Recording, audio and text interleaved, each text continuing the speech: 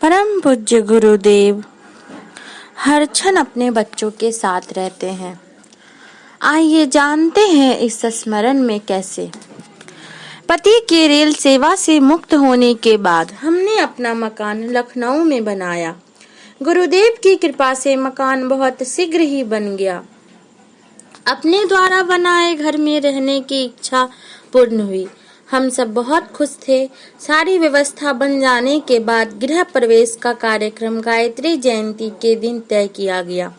गर्मी का मौसम था, तपिश काफी हो रही थी। दोपहर में लू भी काफी चल रही थी, लेकिन गायत्री जयंती का पर्व नजदीक था, इसलिए हम लोगों ने दिन रात मेहनत कर दिनांक 2 जून 1990 को गृह प्रवेश का कार्यक्रम रखा। हम सभी लोग बहुत उत्साहित थे। गायत्री जयंती पर्व और गृह प्रवेश दोनों एक साथ होने से खुशी दोगुनी हो गई थी। कार्यक्रम यज्ञ संस्कार द्वारा बहुत ही अच्छे ढंग से हो गया था। आने जाने वाले परिचित व आस पड़ोस के लोग जा चुके थे। सभी कार्यक्रम अच्छी तरह से संपन्न होने के कारण हम बहुत प्रसन्न थे। गर्मी बहुत थी, किंतु सभी के मन में खुशियों की ठंडी ठंडी लहर दौड़ रही थी। शाम होते होते हल्की हल्की हवा भी बहने लगी। यज्ञ ऊर्जा से वातावरण अभी भी सुगंधित हो रहा था। शाम के समाचार का समय था। रेडियो खोला गया। सभी लोग समाचार सुनने लगे। मुख्य समाचार में ही गुरुदेव के ब्रह्मलीन होने का समाचार मिला।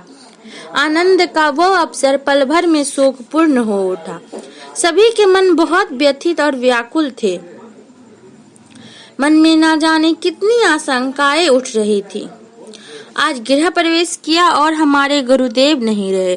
पता नहीं ये घर भविष्य में क्या क्या दिन दिखाएगा। दूसरी बात ये भी मन को रह रहकर परेशान करती थी कि अब हमारी दुख तकलीफ परेशानी कौन सुनेगा। जब जब हमारे ऊपर मुसीबत आती थी, गुरुदेव हम सबकी समस्या का समाधान करते थे। अब कहाँ जाएंगे समाधान के लिए। हजारों सवाल मन में उठ रहे थे। परेशान तो सभी लोग थे, लेकिन कोई भी किसी से बात नहीं कर रहा था। सभी शोक में डूबे थे। नींद नहीं आ रही थी। रात भी हो चुकी थी। सोचते सोचते मुझे हल्की सी झपकी आ गई। मैंने स्वप्न में देखा कि घर में जिस जगह पर यज्ञ हुआ था, उसी जगह पर याग्नि प्रज्वलित हो रही है। यज्ञ की लपटें ऊंची ऊंची उठ रही है। परम पूज्य गुरुदेव यज्ञ कुंड के चारों ओर धीरे धीरे चक्कर लगा रहे हैं और मुझे समझा रहे हैं, तो इतनी चिंता क्यों कर रही है? मैं हूं ना तुम्हारे पास। मैं यहाँ हमेशा रहूंगा, तो चिंता करना छोड़।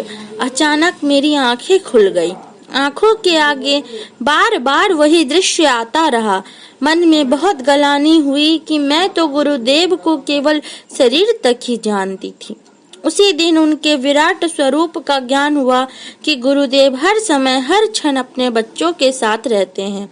तब से अब तक कुछ भी परेशानी होती है तो गुरुदेव का आश्वासन याद आता है कि कुछ अनिष्ट नहीं होगा। गुरुदेव की सूक्ष्म सत्ता हमारी रक्षा कर रही है।